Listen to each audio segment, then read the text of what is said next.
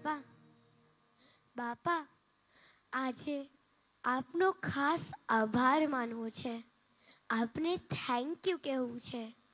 શા માટે જાણો છો? અમે તો અમારો જન્મદિવસ હોય તો આખો દિવસ કોઈને બોલાવીએ પણ નહીં. બધા અમને ગિફ્ટ આપે, અમારી સાથે વાતો કરે, અમારો ફોટો પાડે, એવું જ અમને ગમે. પણ બાપા, આપે તો આપના જન્મદિવસે કંઈક જુદું જ કર્યું.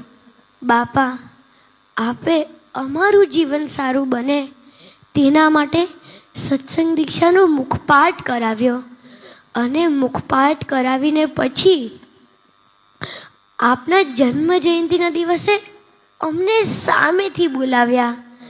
જન્મ જયંતિએ તો બાપા અમારે આપણા ગુણગાન ગાવાના હોય, તેની બદલે આપે આખી દુનિયામાં અમારી વાહ વાહ કરાવી. આપને મળેલો એવોર્ડ અમને અર્પણ કરી દીધો. બાપા, આપે અમને કોઈ પ્રકારની તકલીફ ના પડે તેના માટે બધી વ્યવસ્થાઓ કરાવી. પણ બાપા, આપે અમારા માટે પડતી અગવડતાઓ અવગણી નાખી. 92 વર્ષની ઉંમરે 3 કલાક સતત મહોત્સવ સભામાં બેઠા, પછી ફરીથી 1 કલાક આપ અમને મળવા માટે બિરાજ્યા.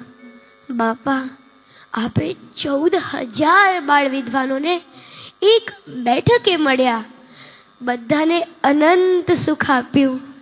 બાપા, આપના આ ઉપકારોની ગાથા ને અમે બાળકો કેવી રીતે વર્ણવી શકીએ? આટલી મોટી સંસ્થાના મોટા કાર્યોની વચ્ચે પણ આપ અમે નાના નાના બાળકોને ક્યારેય ભૂલ્યા નથી. બાપા, આપની આ સ્મૃતિઓ અમે ક્યારેય નહીં ભૂલી શકીએ, ક્યારેય નહીં.